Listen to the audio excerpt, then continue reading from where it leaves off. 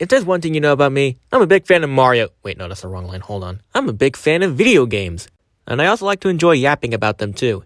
And today, you're gonna listen to me yap about this. When I was little, I got this as a Christmas present from my grandparents. And because I had fun yapping about a video game before, we're gonna do it again. This time with a game you may or may not remember.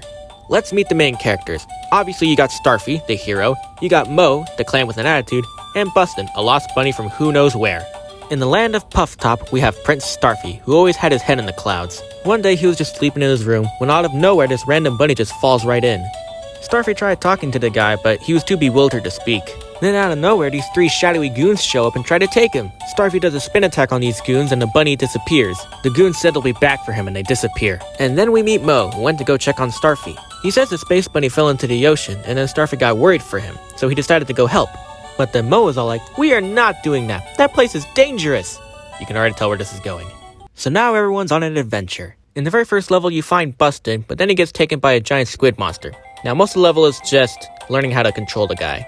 While this is happening, you're also looking for shards. They're very important. Anyways, you beat the squid, you save Bustin, and now he joins your party. Now, once you save Bustin, you learn that he has no memory of anything. That's when the shards come in. Each shard helps Bustin remember everything from his past leading up to where he first met Starfy. And in order to get a shard, you need to defeat a boss. And from what I remember, the bosses were pretty simple. Well, for the most part. The giant squid just hit its tentacles. The turtle with a volcano on his back just hit its stomach. Same goes for a giant penguin, but eventually you have to hit its head with icicles. At this point in the game, you find out that Bustin is actually a prince from another planet, but was somehow attacked. I can't believe I haven't talked about this part yet, oh my god. In some levels of the game, Starfy and Bustin can come together to make a new form. My most favorite transformation is this fire-breathing monster. It really adds to the fun of the game. Oh yeah, and Starfy has a little sister too named Starly. Yeah, no, she doesn't do much in this game. She stays at Puff Top, but then gets encountered by those shadowy goons from earlier, and then somehow accidentally reveals Starfy's location, which now leads to us being chased down by none other than the terrible trio. To me, these guys were like the best characters in the whole game. I drew these characters a lot back then. And you know what? I drew them again for this video. That's how much I like them.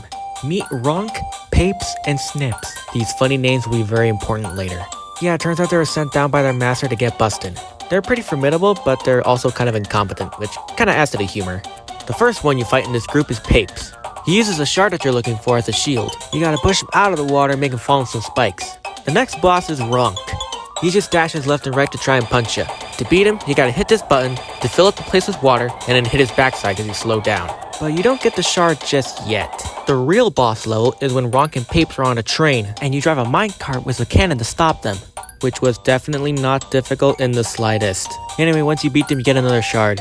Then there's Snips, who teleports and throws bombs at you and you have to hit him back. Which was also not difficult in the slightest. Anyway, you beat her and that's the last time you see the trio for now. At this point in the game, you've already uncovered a lot about Bustin, a prince from another planet who was attacked, and eventually a new detail about him. His species has shape-shifting abilities, which explains the transformations he does with Starfy. And the main villain who attacked his planet wants that power for himself. At this point, Bustin feels like it's all hopeless.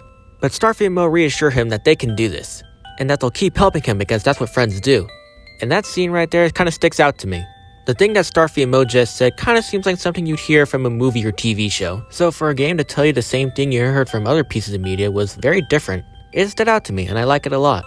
And then the terrible trio came back, yes! Oh my god, yes! This time you're fighting all three of them at once with all their gimmicks going on. After that, they use their special move known as Paper Cut Crusher, which then turns the battle into a game of rock, paper, scissors. Get it? Basically, it's just paying attention to who moves last and use whatever attack is correct on that guy. After you beat them, they get chewed up for everything they've done, and then you don't see them again for a while. I will say this though, over time they start to realize something, that their master doesn't actually care about them or anyone in this game in the slightest. Okay, so now we have all the shards.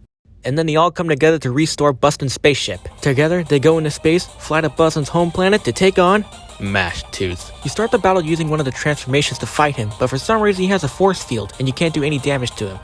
So you lose, and Mashed Tooth brags about how strong he is, but then he senses something within Starfy. Starfy gets back up to take on Mashed Tooth himself, and this time, you can actually do damage. You're forced to lose to demonstrate the power of the character. But then after the fight, Mashed Tooth gets up and eats Bustin alive to take his power, and then he turns into a dragon. But then the trio shows up out of nowhere, punches Mashed Tooth in the stomach, and then Bustin comes back, alive. And then Starfy takes on Mashed Tooth by himself, in space. Hands down the greatest final phase of a boss I've ever watched. My dad ended up beating it because I couldn't do it. I was a little kid, alright? Don't judge me. Thank you, Dad. Anyway, Mash 2 dies and Bustin's home planet is safe. The terrible trio goes from villains to friendly rivals. Bustin thanks Starfy and Mo for all their help and eventually say their goodbyes. Starfy and Mo go back home and the story ends. Now I won't lie to you guys, I've only scratched the surface. There's a lot more to this game. A lot of characters, a lot of gimmicks, there's a lot. But I find the story the most interesting. It was engaging and it stood out to me a lot. And I really like all the characters. Can you tell which ones were my favorite? If it's possible, I recommend checking out the game. That or just watch some videos about it. Anyways, thanks for listening to me yap about another game. It was a lot of fun. As always, be sure to like and subscribe, and I'll see you all in the next video. Thanks for watching.